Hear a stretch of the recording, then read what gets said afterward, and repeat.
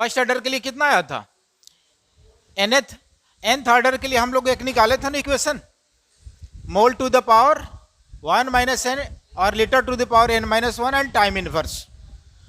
तो वहां से n का मैग्नीट्यूड पुट करके हम लोग डिफरेंट डिफरेंट ऑर्डर के लिए k का यूनिट कैलकुलेट किए थे। ठीक है, तो फर्स्ट ऑर्डर के लिए क्या आया था वहां पे, टाइम इनवर्स। यहां भी वही आना चाहिए। ठीक है, तो मैं k का यूनिट यहां से निकाल रहा हूं, यहां ध्यान दो k का यूनिट मैं निकाल रहा हूं। तो k का यूनिट पता करने के लिए यहां से क्या कर ले, हम इसका यूनिट पहले देख ले। तो इसका यूनिट क्या आएगा, a by A minus x का क्या आएगा यूनिट, देखो यहां पे unit of a by A minus x क्या होगा, यूनिट लेस होगा, क्योंकि ये भी कंसंट्रेशन, ये भी कंसंट्रेशन, ये चेंज इन कंसंट्रेशन है। तो कंसंट्रेशन और कंसंट्रेशन का रेशियो करेंगे क्या आएगा, यूनिट लेस आएगा ना, सेम क्वांटिटी है। तो ये पूरे यूनिट लेस हो गया, इसका मीनिंग ये टर्म पूरा क्या हो गया, यूनिट लेस। और ये भी क्या है यहाँ पे कांस्टेंट टर्म है, तो क्या आप बच जाएगा क्या, यूनिट ऑफ के इक्वल्स टू टाइम इनवर्स। तो फाइनली यहां से क्या आ जाएगा, यूनिट ऑफ के इक्वल्स टू आ जाएगा 1/t यानी टाइम इनवर्स। और सेम आना भी चाहिए था, वहां से भी टाइम इनवर्स आया था और यहां भी टाइम इनवर्स आ गया। ठीक है, चलो नोट करो।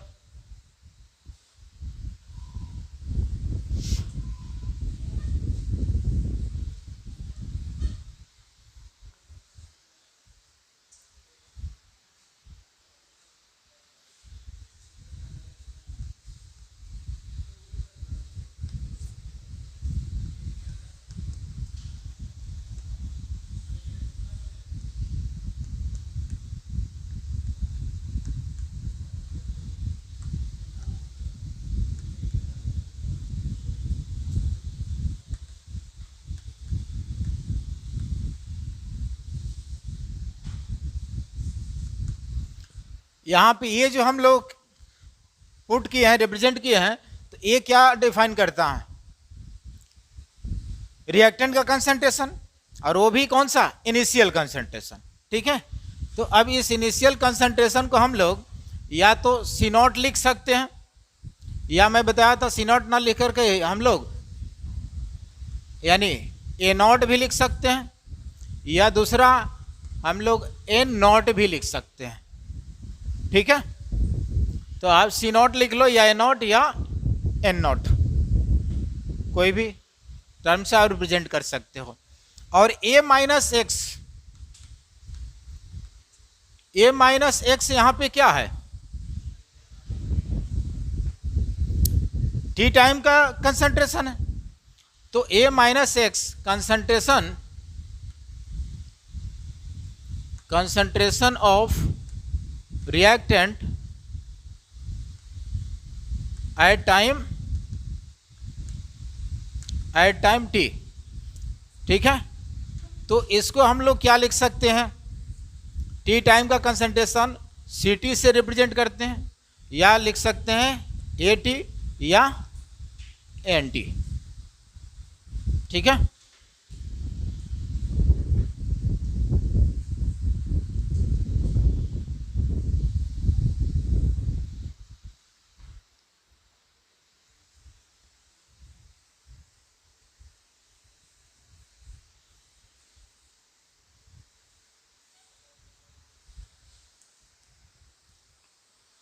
तो अब इस इक्वेशन के अकॉर्डिंग चलो यहां पे, यहां ध्यान दो, के इक्वल्स टू हम लोग क्या लिख सकते हैं, यानी 2.303 अपॉन टी, और यहां पे log of N naught upon N T लिख सकते हैं, या C naught upon C T. ठीक है, या A naught upon A T लिख सकते हैं, कोई लिख सकते हो यहां पे। एक और मैं लिख दे रहा हूं, टी और log of C naught upon C T, ये भी लिख सकते हो। अब यहां से देखो KT मैं इधर ला दिया, ठीक है, यानी T इधर मैं ला दिया, तो KT इक्वल्स टू 2.303 और log of N0 upon NT। अगर मैं ये हटा दूं तो ये लॉग ना लिख करके यहाँ पे मुझे क्या लिखना पड़ेगा, ln, यानी बेस e हो जाएगा। तो e बेस पे अगर कर लो या 10 बेस पे, दोनों में इक्वेशन सेम आएगा, सिर्फ इसका डिफरेंस रहेगा। तो मैं इसको e बेस पे लिख रहा हूँ, तो ये हो जाएगा ln N0 अपॉन NT। ये भी रख सकते हो, कोई दिक्कत नहीं है।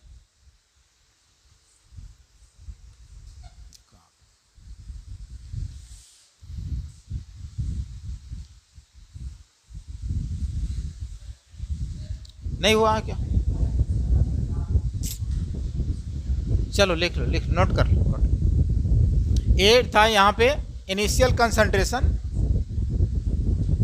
कंसंट्रेशन ऑफ रिएक्टेंट, और ए माइनस एक्स था concentration of reactant at time T, जो कि यहाँ पे CT, AT या NT, और यहाँ पे C0 या A0 या N0।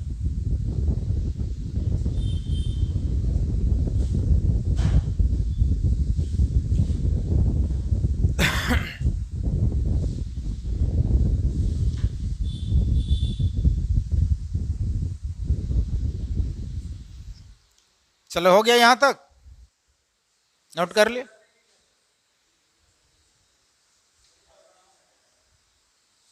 इधर तो हो गया ना।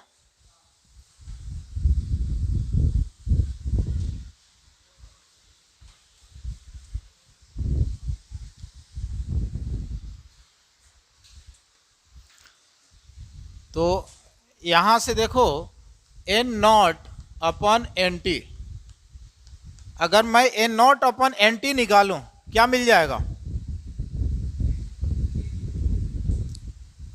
ये लॉग के फॉर्म में है, तो क्या आएगा इक्वेशन, मैं N0 अपॉन NT निकाल रहा हूं,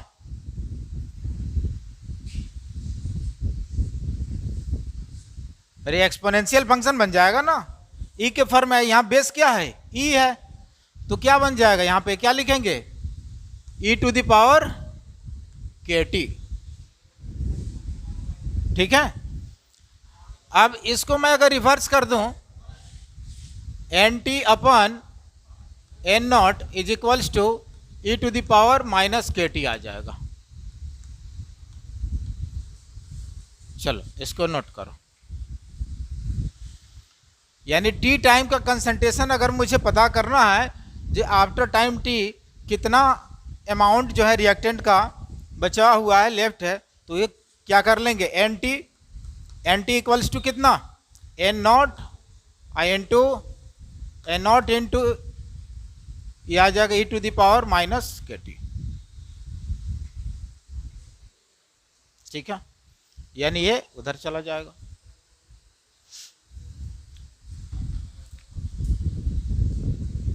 तो NT हम किसको कंसिडर किए थे, A माइनस एक्स को, और A माइनस एक्स क्या है, remaining amount at time T, यानी T टाइम पे कितना रिमेनिंग अमाउंट है वो। अब इसको मैं, ये फर्स्ट इक्वेशन है और इसको मैं मान लिया ये सेकंड इक्वेशन। चलो यहाँ पे देखो, अब दोनों साइड 1 में से इसको मैं माइनस कर लिया, from equation first 1 minus NT upon N0, तो ये इधर भी बैलेंस करने के लिए माइनस करना पड़ेगा, ऐसे लिख सकते हैं, क्योंकि जब 1 में से इधर माइनस करेंगे तो इधर भी करना पड़ेगा, बैलेंस कर दिया। अब ये क्या बन गया यहाँ पे देखो, तो N0 minus NT upon N0 is equals to 1 minus e to the power minus KT, ये आएगा। अब N0 माइनस NT क्या होगा,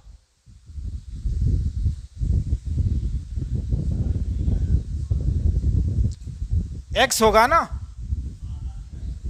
N0 माइनस NT, देखो यहां पे N0 क्या है, इनिशियल कंसंट्रेशन A, और एन टी क्या है, टी टाइम का कंसंट्रेशन ए माइनस, तो ये यहाँ पॉजिटिव आ जाएगा, क्या बच जाएगा एक्स, यानी यहाँ पे हम लोग क्या लिख लेंगे, x equals to 1 minus E to the power minus K T, sorry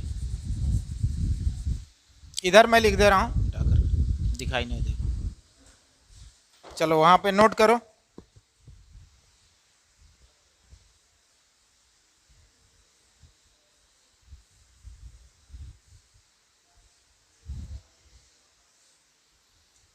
तो यहां से लिख सकते हैं एक्स बाई, यानी x is equals to N naught N to 1 minus E to the power minus K T. फिर बात नहीं, कौन बात कर रहा है इधर? अभी मैं सबसे पूछूंगा, जितना पढ़ा दिया हूं ये जस्ट अभी ये ऑर्डर सिर्फ कंप्लीट करके सबसे एक एक करके मैं पूछूंगा।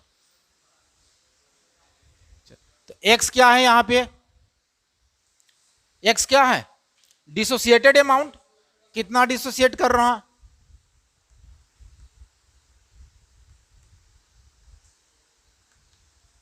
डिसोसिएटेड अमाउंट, चलो लिख लो, क्या हुआ, कहां से, यहां से, चलो देखो यहां से यहां तक हम लोग ये इक्वेशन निकाले थे ना, तो एन नॉट क्या है, इनिशियल कंसंट्रेशन, ये ए के जगह पे है, और एन टी क्या है, एन ए माइनस एक्स की जगह पे है, उसको मैं लिखा था इधर, और ये कितना आ गया, यानी N naught upon N T equals to e to the power K T. अब इसको रिवर्स किए तो ये भी इनवर्स में जाएगा, तो एन टी ऊपर चला गया, N T upon N naught क्या आ गया, e to the power minus K T, पहले क्या था पॉजिटिव था, अब क्या आ गया माइनस के टी आ गया। अब यहां से अगला स्टेप में मैं क्या किया, यहां पे इसमें से यानी इसको 1 में से इसको माइनस किया, तो इधर भी 1 में से इसको माइनस करना पड़ेगा बैलेंस करने के लिए, यानी इसमें से अगर मैं कुछ माइनस करूं तो बैलेंस करने के लिए इधर भी करना पड़ेगा ना, तो 1 में से मैं इसको माइनस किया हूं, यहां पे देखो ये 1 में से इस टर्म को माइनस किया, तो इधर भी तो करना पड़ेगा, यहां तो 1 minus e to the power minus K T. अब देखो अगर इसको हटाओ, यानी ये 1 से 1 कैंसिल होगा, तो माइनस माइनस कैंसिल हो जाएगा, फिर क्या आएगा, यही आएगा ना, तो उसको मैं बैलेंस किया हूं, तो ये क्या आ गया एन नॉट, यानी एन नॉट एलसीएम ले लो, तो N naught minus N T अपन क्या बचेगा, N naught equals to 1 minus E to the power minus K T. अब एन नॉट क्या है ए, और एन टी क्या है ए माइनस एक्स, तो इन दोनों का डिफरेंस निकालोगे, क्या बचेगा, एक्स ही बचेगा ना, जो डिसोसिएटेड अमाउंट है। तो अगर मान लेते हैं डायरेक्ट तुम्हें डिसोसिएटेड अमाउंट पूछ लिया, इनिशियल कंसंट्रेशन दे दिया, ठीक है, और इधर इंटरसेप्ट वगैरह का टाइम के साथ, तो फिर डायरेक्ट निकाल सकते हो कि डिसोसिएटेड अमाउंट कितना होगा।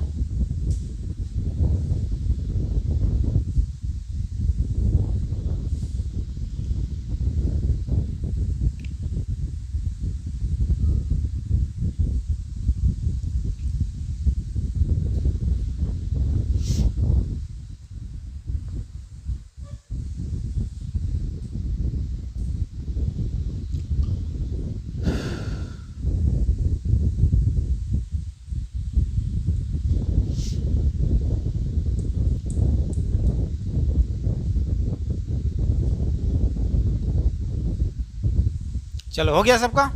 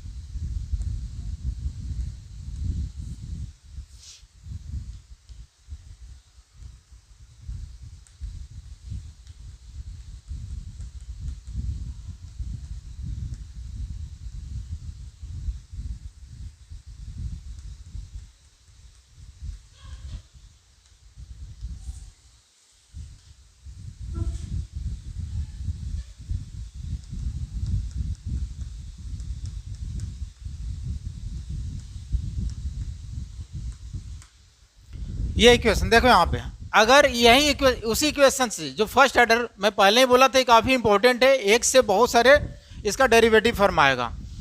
तो इसका मैं एक दूसरा फॉर्म निकाला कि अगर इनिशियल कंसंट्रेशन यानी एन नॉट नहीं दिया हो और टी टाइम पे यानी T1 और T2 दो डिफरेंट टाइम पे डिफरेंट कंसंट्रेशन दे दिया, जैसे N1 T1 temperature T1 time पे N1 दे दिया और T2 टाइम पे N2, यहाँ पे मैं लिख दिया हूँ if N naught is not given, यानी एन नॉट नहीं दिया है तो डिफरेंट टाइम पे N1 और N2 कंसंट्रेशन दे दिया, तो उसके लिए इक्वेशन हम ये अप्लाई करेंगे। अब इसमें से कोई भी एक पूछ सकता है, ये के पूछ लिया या कोई एक टाइम पूछ लिया या एक कोई कंसंट्रेशन पूछ लिया, तो ये अप्लाई कर लेना, ठीक है। और यहाँ पे लिख लेना N1 N2 क्या है, where N1 and N2 are concentration of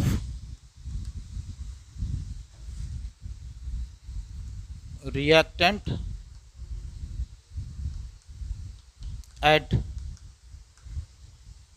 time T1 and T2।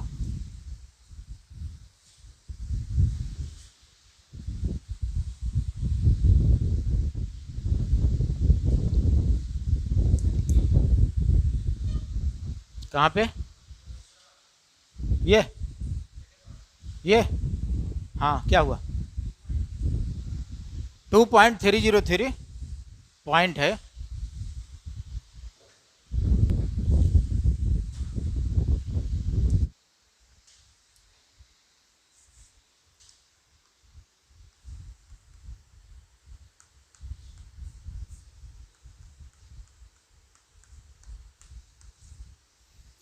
तो फर्स्ट ऑर्डर रिएक्शन के लिए हाफ लाइफ कितना होगा, तो हाफ लाइफ का मीनिंग यहाँ भी वही रहेगा, यानी 50% अमाउंट कन्वर्ट होने में, प्रोडक्ट में चेंज होने में कितना समय लगेगा। तो इस कंडीशन में जैसे इसके लिए इक्वेशन क्या आया है, K equals to 2.303 upon T और log of A by A minus x, ये आया है। तो हाफ लाइफ के लिए क्या होनी चाहिए, यानी x equals to A by 2। Half life का मीनिंग कि जिस टाइम पे यानी कितने समय में उसका कंसंट्रेशन हाफ हो जाए। तो इनिशियल A था, अब A बाई 2, हाफ का मीनिंग A बाई 2 हो जाना, यानी x के जगह पे क्या रखेंगे A बाई 2। तो यहाँ से क्या आ जाएगा, K equals to 2.303 upon T, यानी ये T हाफ अब लिखेंगे, लॉग A बाई, अब A में से A बाई 2 माइनस करेंगे, क्या आएगा, यानी 1 में से 1 बाई 2 माइनस करोगे तो 1 बाई 2 ही आएगा ना। तो वही चीज है यहाँ पे, A में से A बाई 2, x के जगह पे A बाई 2 रख लिया तो क्या मिलेगा A बाई 2। तो A अपन A बाई 2, तो A से A कैंसिल 2 ऊपर चला जाएगा तो log 2 आ जाएगा। और log 2 का मैग्नीट्यूड कितना होता है पता है ना, 0.3, हाँ ठीक है, यानी log 2 का जो है वैल्यू होता है 0.301, ठीक है। तो अब यहाँ पे रख लो, अब मुझे T हाफ निकालना है, इधर कर लो, यानी हाफ लाइफ निकालना है, तो ये आ जाएगा 2.303 अपन K, और यहाँ पे log 2 का मैग्नीट्यूड 0.301, इसको मल्टीप्लाई करोगे तो T हाफ आ जाएगा 0.693 अपन K, ये आ जाएगा।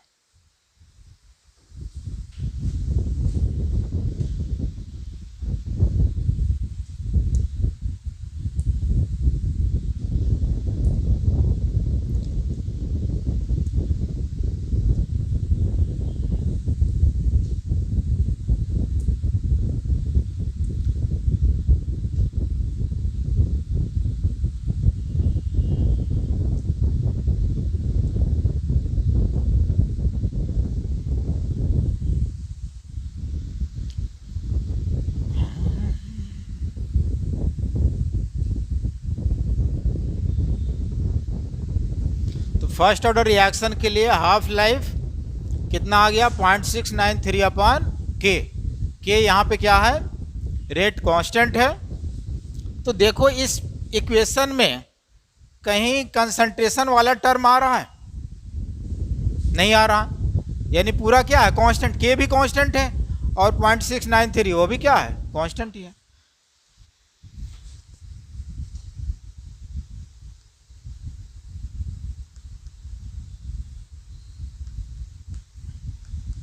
इसको T50 भी लिखा जाता है, 50%।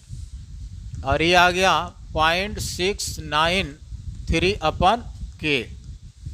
ठीक है, तो इसका मीनिंग ये पूरे कांस्टेंट टर्म आ गया, तो T half is directly proportional to a to the power 0। यानी half life for first order reaction के लिए देखा जाए तो हाफ लाइफ और कंसंट्रेशन ऑफ रिएक्टेंट के बीच इंडिपेंडेंट का रिलेशन है। ठीक है, तो अगर मुझे इसका ग्राफ ड्रॉ करनी है तो क्या मिलेगा? मैं वाई एक्सिस के लॉन्ग हाफ लाइफ ले लिया और एक्स एक्सिस के लॉन्ग कंसंट्रेशन ले लिया। ग्राफ कैसे जाएगा?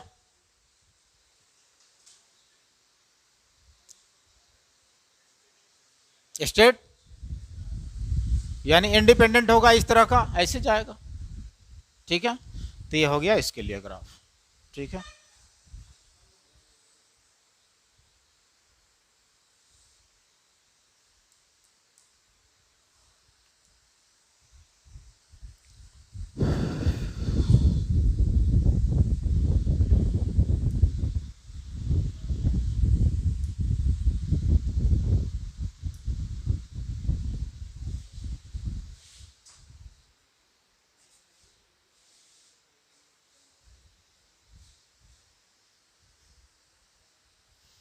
हो गया। चलो एक पॉइंट लिखो इसमें,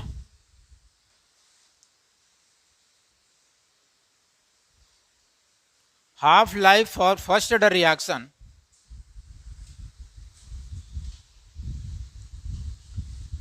half life of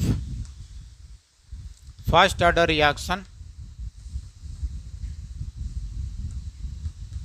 depends only on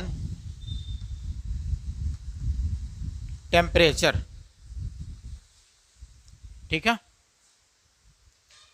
first order reaction के लिए हाफ लाइफ सिर्फ और सिर्फ किस पे डिपेंड करेगा? टेम्परेचर पे।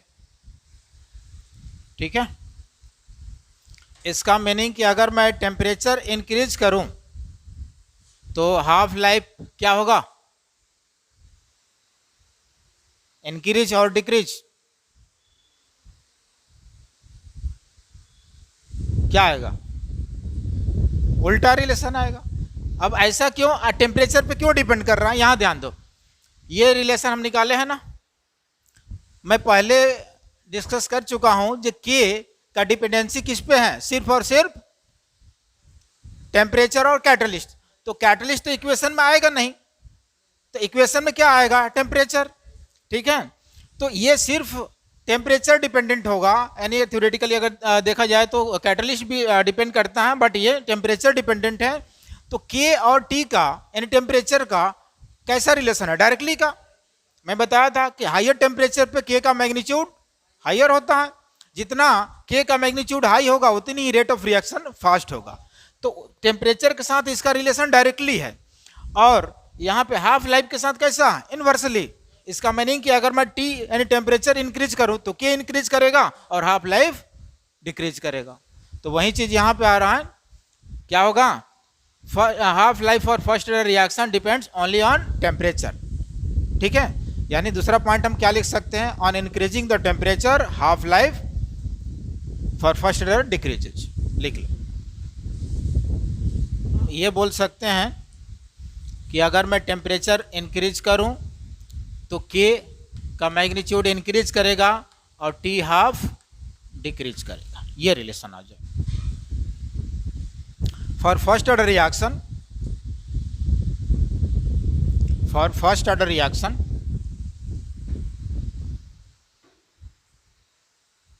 for first order reaction the value of half life is different, value of half life is different at different temperature.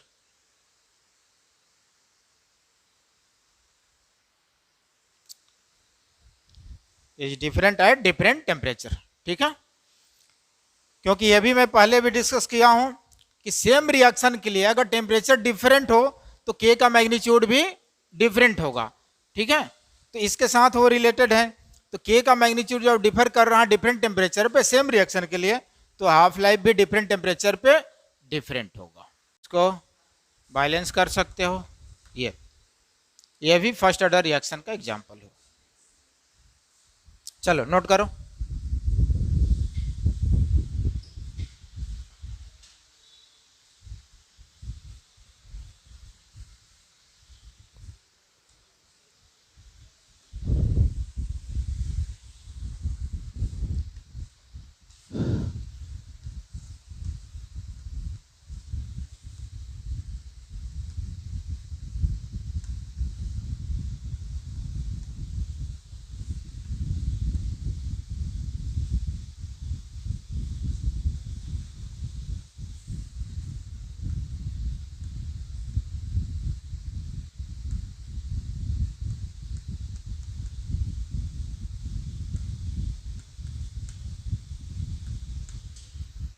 तो जितने भी रेडियो एक्टिव चेंजेज हैं वो फर्स्ट ऑर्डर रिएक्शन के लिए वैलिड होगा.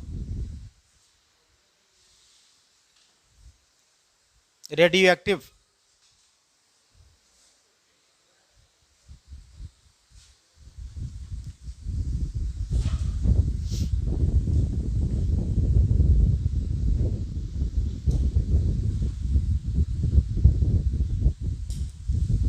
चलो हो गया.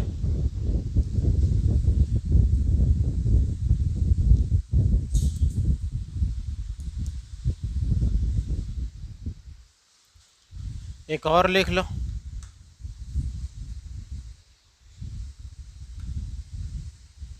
Inversion of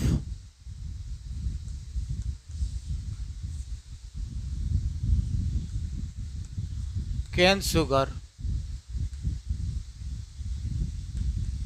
in presence of conversion. Cane sugar in presence of acid. तो केन शुगर का मॉलिक्यूलर फार्मूला क्या होता है, सबको पता है? पता है ना? क्या होगा? C12H22O11. इसका अगर हम लोग कन्वर्जन कराते हैं तो H2O2 यानी हाइड्रोलिसिस भी इसको लिख सकते हैं. और ये एसिड के प्रेजेंस में यानी मिनरल एसिड, तो ये मिल जाएगा ग्लूकोज प्लस फ्रुक्टोज, और ये हो जाएगा C6H6O कितना आ जाएगा, सॉरी C6H12O6, C6H12O6. तो दिखने से तो दोनों सेम लग रहा है, यहाँ मॉलिक्यूलर फार्मूला दोनों का सेम है, C6H12O6, C6H12O6, लेकिन एक क्या होगा यहाँ पे, एक ग्लूकोज है और दूसरा फ्रुक्टोज है, तो इनका स्ट्रक्चर डिफरेंट होगा. मॉलिक्यूलर फार्मूला सेम है बट स्ट्रक्चर अलग अलग होगा. ठीक है, बायोमॉलिक्यूल्स में आएगा, मिलेगा पढ़ने को. हाँ क्या हो, क्या हुआ ये, हाँ मिनरल एसिड लिख लेना, यहाँ पे यूज कर लेना मिनरल एसिड. ठीक है, तो एसिड एक तरह से यहाँ पे कैटलिस्ट की तरह काम करेगा. यह भी फर्स्ट ऑर्डर रिएक्शन होगा.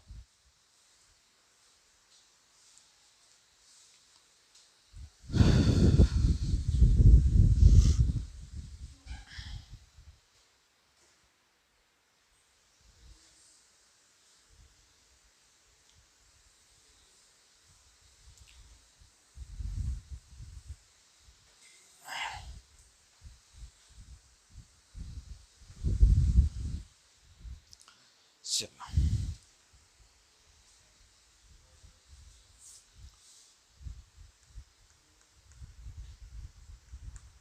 Example of zero order reaction. तो जीरो ऑर्डर भी हम लोग डिस्कस कर चुके हैं और उसके लिए एग्जाम्पल देख लो। जीरो ऑर्डर के लिए क्या हो जाएगा, all photochemical reaction and adsorption process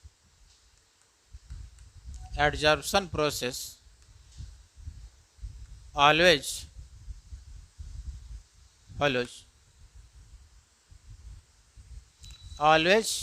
follows zero order reaction.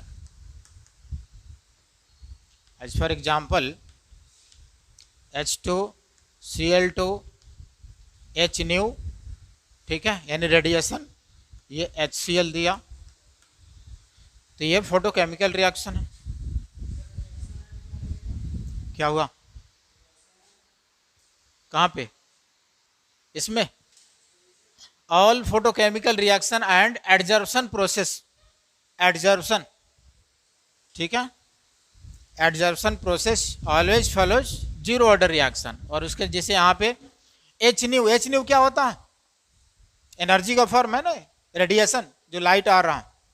Planks atomic structure में पढ़े हो ना, Planck's quantum theory, E is equals to क्या, एच न्यू, ठीक है, यानी लाइट के प्रेजेंस में ये HCl बना रहा है, फोटोकेमिकल रिएक्शन हो रहा है।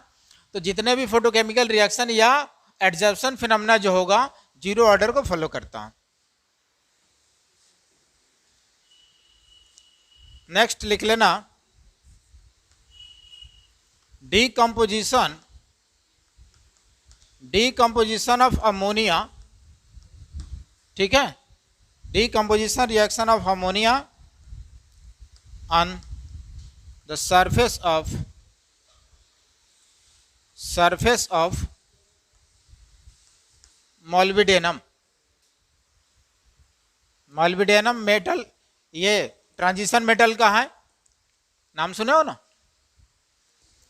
तो यहाँ पे भी डीकम्पोजिशन रिएक्शन हो रहा है किसका, अमोनिया का, लेकिन इसके प्रेजेंस में ये कैटलिस्ट की तरह बिहेव करेगा। मॉलिब्डेनम जो है कैटलिस्ट की तरह बिहेव करेगा, यानी अपने सरफेस पे इसमें जो है इसके बाउंड को ब्रेक करेगा, फिर उसके बाद इसका जो कंस्टिट्यूएंट पार्टिकल्स है उसमें इसको कन्वर्ट करेगा। यानी मैं अमोनिया लिया, NH3 गैसियस है, और ये डीकम्पोजिशन का मीनिंग कि हीट कर रहे हैं, और ये मॉलिब्डेनम मेटल के प्रेजेंस में जो कि ये कैटलिस्ट की तरह काम करेगा, तो ये N2 प्लस H2 में ब्रेक होगा। तो ये भी गैसियस है, ये भी गैसियस है। अब इसको बैलेंस कर सकते हो, कितना है नाइट्रोजन, यानी इधर 2 ले लो और यहाँ पे 3, और ये यहाँ पे कैटलिस्ट की तरह बिहेव करेगा, कैटलिस्ट की तरह काम करेगा।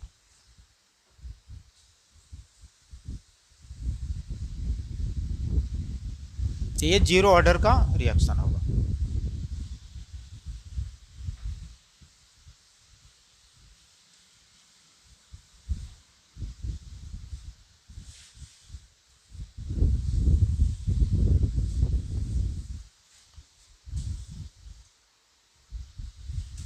अगला पॉइंट लिखना, अगला example, decomposition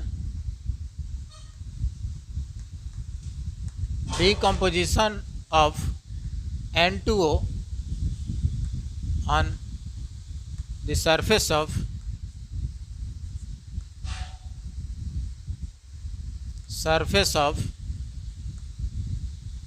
hot platinum metal। तो हॉट प्लेटिनम मेटल के सरफेस पे अगर N2O का डीकम्पोजिशन कराया जाए तो ये भी जीरो ऑर्डर रिएक्शन को फॉलो करेगा। यानी N2O का अगर मैं डीकम्पोजिशन कराऊं प्लेटिनम, हॉट प्लेटिनम मेटल पे, तो ये N2 गैस देगा प्लस O2 गैस देगा, इसको बैलेंस कर सकते हो।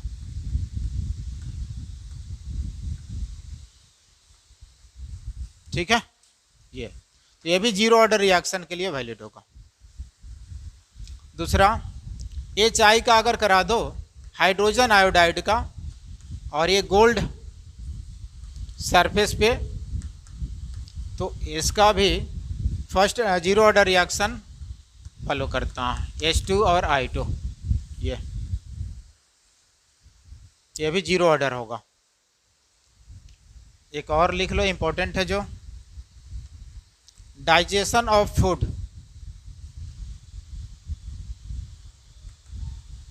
Digestion of food. ठीक है, तो डाइजेशन ऑफ फूड प्रोसेस भी जीरो ऑर्डर रिएक्शन के लिए वैलिड होगा।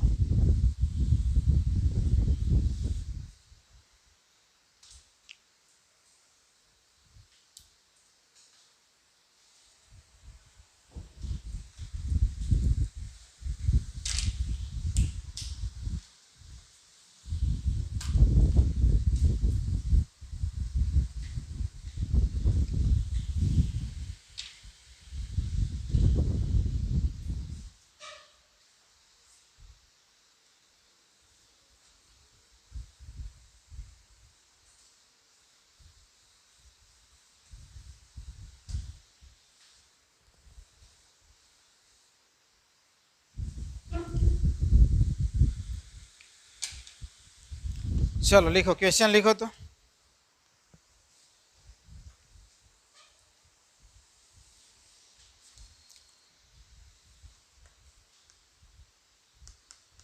बहुत थ्योरी हो गया, क्वेश्चन लिखो। Rate of formation of SO3, rate of formation of SO3 in the following reaction, rate of formation of SO3 in the following reaction। अब reaction दिया हुआ है यहाँ पे,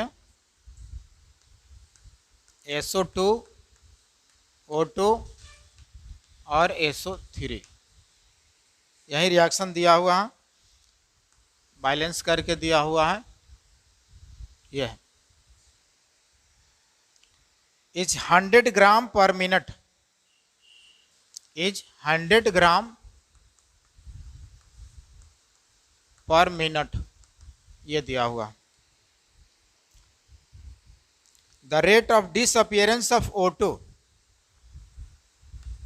द रेट ऑफ डिसअपियरेंस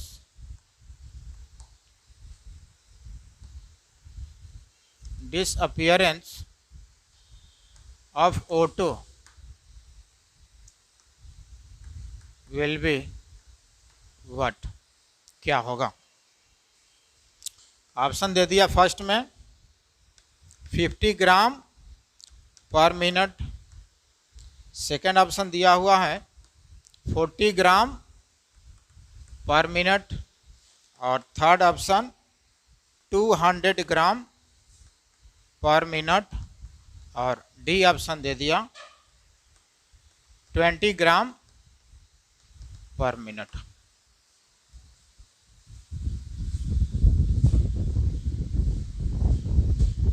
क्या होगा? रेट ऑफ फॉर्मेशन दिया हुआ है SO3 का और डिसअपियरेंस पूछ रहा है O2 का, कौन सा करेक्ट होगा?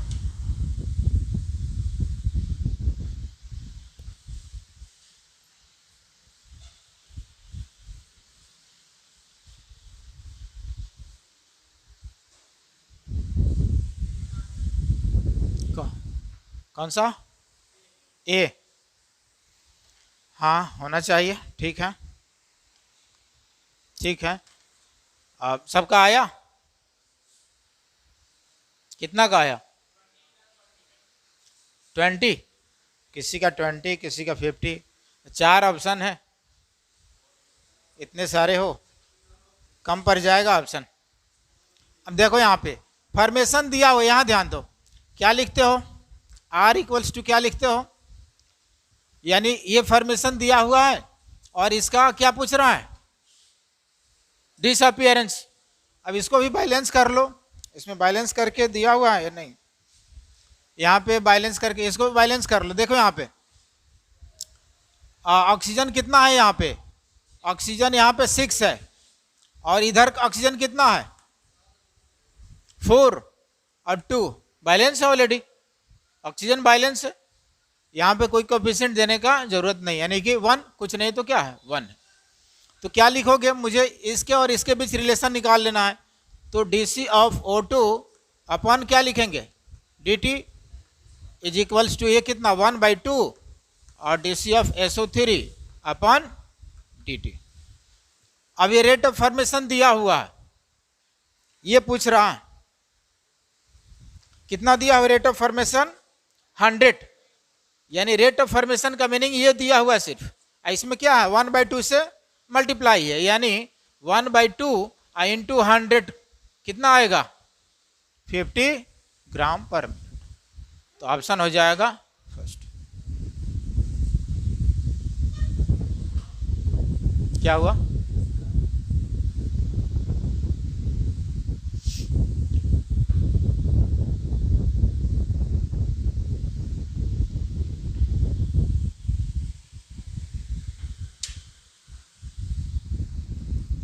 चलो next question. For the reaction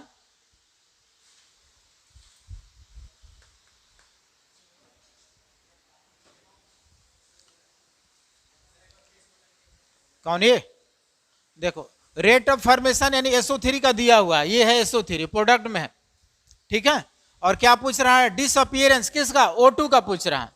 तो पहले तो देख लेना होगा जो बैलेंस है कि नहीं, तो बैलेंस है 6 ऑक्सीजन इधर 4 + 2 6 ऑक्सीजन, तो इसका स्टोइचियोमेट्रिक कोफिशिएंट कितना 1, तो इसका दिया हुआ इसका पूछ रहा है, तो इन दोनों के बीच में रिलेशन निकाल लो, इससे कोई मेरे को मतलब नहीं है। तो क्या मैं लिख लिया, इसके लिए रेट क्या हो जाएगा D of O2 upon dt, इसका स्टोइचियोमेट्रिक कोफिशिएंट 1 है तो डिवाइड करो या मल्टीप्लाई करो कोई डिफरेंस नहीं आएगा। इसका कितना 1/2 into D of SO3 upon dt।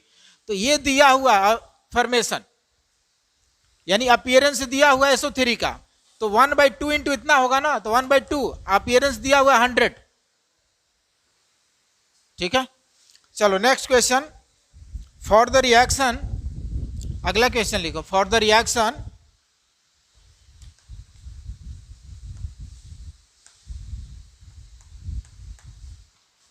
N2 + H2 और ये NH3 बना रहा,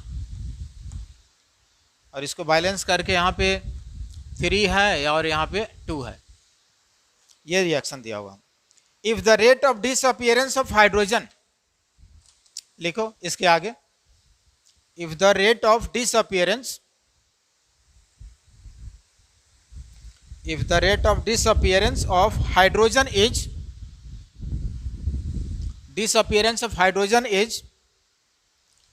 1.8 into 10 to the power 3, ये दिया हुआ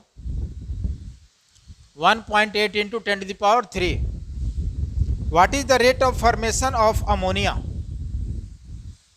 फुल स्टॉप के बाद लिखना है what is the rate of formation of ammonia, और इसके लिए ऑप्शन दिया हुआ है 1.8 into 10 to the power 3, option B है 1.2 इंटू 10 to the power 3, और सी ऑप्शन है 2.7 इंटू 10 to the power 3, और ऑप्शन डी है 0.9 इंटू 10 to the power 3। ये 4 ऑप्शन दिया हुआ, क्या हो जाएगा, हाँ किसका, पहला का नहीं 50 अभी निकाले थे ना, अभी तो निकाला था मैं, हाँ इसका कौन सा आ रहा है, बी आ रहा है। चलो ये किसका दिया हुआ है, रेट ऑफ डिसअपियरेंस हाइड्रोजन का दिया है ना, तो मैं क्या लिख लूं, यानी 1/3 डी ऑफ H2 अपॉन क्या dt, और इज इक्वल्स टू इसका पूछ रहा है 1/2, और ये D of ammonia upon dt। देखो यहाँ पे क्या पूछ रहा है, अमोनिया का अपीयरेंस पूछ रहा है और दिया हुआ है इसका डिसअपीयरेंस। तो अमोनिया का अपीयरेंस पूछ रहा है, यानी कि d of ammonia upon dt is equals to क्या हो जाएगा, ये 2 ऊपर चला जाएगा तो 2/3 इंटू इसका दिया हुआ है 1.8 इंटू 10⁻3 क्या आ जाएगा, ये 0.6 यानी 1.2 इंटू 10⁻3। तो ऑप्शन बी। ठीक है,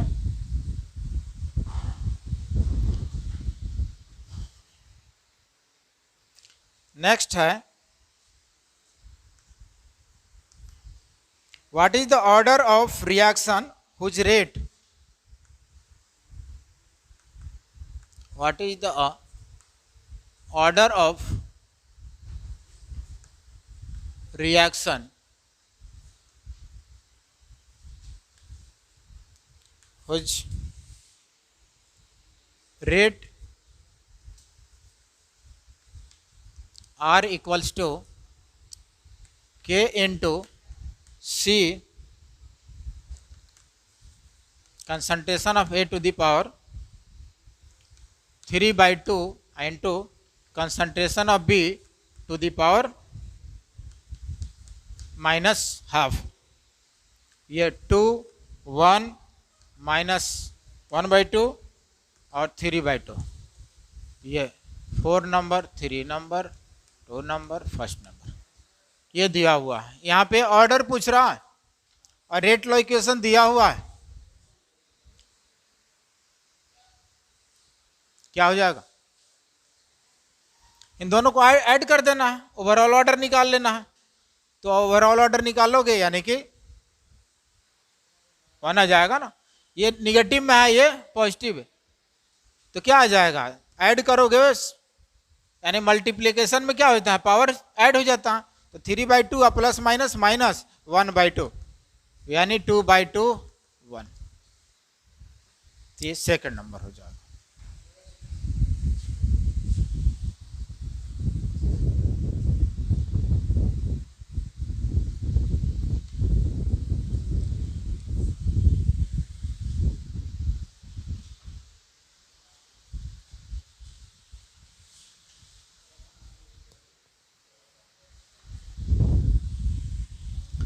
चलो एक थ्योरेटिकल क्वेश्चन है, for which of the following the units of rate constant and rate of reaction are same, क्या हुआ, क्या उधर आए क्या, चलो ठीक है बाद में पूछ लेना। देखो यहाँ पे नेक्स्ट क्वेश्चन है थ्योरेटिकल क्वेश्चन, पूछ रहा है कि for which of the following the units of rate constant and rate of reaction are same. अब ऑप्शन दिया हुआ है फर्स्ट में फर्स्ट ऑर्डर रिएक्शन, सेकंड है सेकंड ऑर्डर रिएक्शन, और थर्ड में थर्ड ऑर्डर रिएक्शन, और फोर्थ में जीरो ऑर्डर रिएक्शन। किसमें किस ऑर्डर के रिएक्शन में रेट कांस्टेंट और रेट ऑफ रिएक्शन सिमिलर होता है, यानी दोनों का यूनिट सेम होता है। जीरो ऑर्डर में, जीरो ऑर्डर में क्या होता है, यानी R is directly proportional to A to the power 0, ये प्रोपोर्शनल हटेगा तो R इक्वल्स टू K, यानी इसका जो यूनिट होगा वहीं इसका यूनिट होगा, या इसका जो यूनिट होगा वहीं K का यूनिट होगा, तो जीरो ऑर्डर में हो जाएगा। चलो एक नेक्स्ट क्वेश्चन है, ये लिखो, for a gaseous reaction, for a gaseous reaction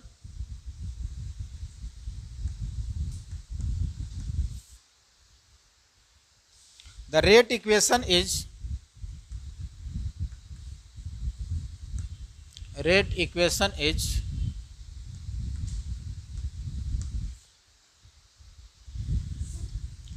R equals to K into A I into B, ये दिया हुआ है, ठीक है। उसके बाद बोल रहा है if the volume of gaseous system, इतना लिखने के बाद लिखना, if the volume of gaseous system is suddenly,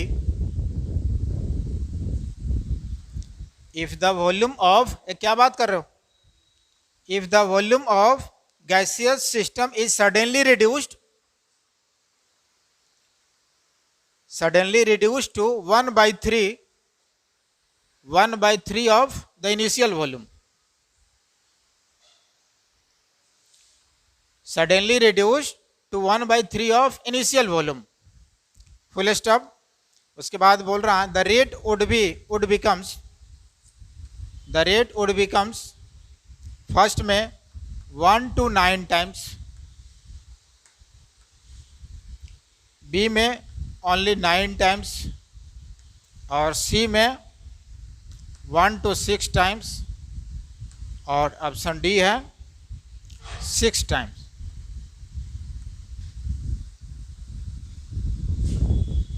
क्या होगा, रेट लोकेशन दिया हुआ है इतना,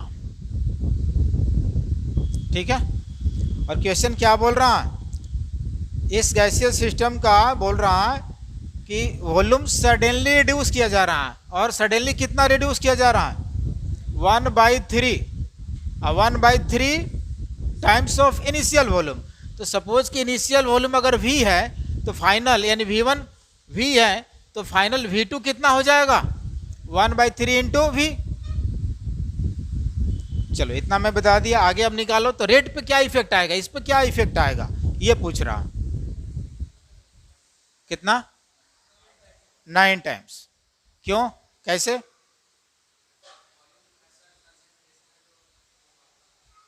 हाँ तो कंसंट्रेशन और वॉल्यूम के बीच क्या रिलेशन है, इन्वर्सली का, ठीक है। तो आ जाएगा यानी कि अब ये भी ए का कंसंट्रेशन है, यानी दो रिएक्टेंट है ए और बी, ठीक है। तो रिएक्टेंट यानी कंसंट्रेशन होता है मोल बाई वॉल्यूम। तो मोल तो कांस्टेंट है, क्या चेंज कर रहा है यहाँ पे वॉल्यूम। तो वॉल्यूम सपोज कि इनिशियल V है तो फाइनल कितना हो जा रहा है V/3। तो यहाँ पे मैं क्या लिख लूँगा, यानी कि इंटू एक्स बाई अब क्या हो जाएगा V/3। तो 3 अब क्या चल जाएगा, यानी अब ये इतना हो गया तो V/3, और दूसरे के लिए भी इसको मैं एक्स कंसंट्रेशन यानी मान लिया मोल, तो यहाँ पे कितना हो जाएगा ये भी V/3, ठीक है। तो 3 क्या चला जाएगा 9 टाइम्स, तो इसीलिए कितना हो गया 9 टाइम्स। चलो आगे देखो, which of the following, sorry ये half life period of a zero order reaction, ये थ्योरेटिकल क्वेश्चन है। जीरो ऑर्डर रिएक्शन के लिए हाफ लाइफ क्या होता है, क्या रिलेशन होता है, half life period of a zero order reaction is, option दिया हुआ फर्स्ट में independent of concentration, directly proportional to initial concentration, और इनवर्सली प्रोपोर्शनल टू कंसंट्रेशन, और लास्ट दिया हुआ है directly proportional to the square of the concentration. तो zero order में हाफ लाइफ और कंसंट्रेशन ऑफ रिएक्टेंट के बीच हम लोग निकाले थे, क्या आया था रिलेशन डायरेक्टली का, कल निकाले थे ना, यानी ये हाफ लाइफ यहीं आ गया था A/2K, तो ये तो कांस्टेंट है यानी क्या डायरेक्टली का रिलेशन आया, ठीक है। तो ऑप्शन कौन सा करेक्ट होगा,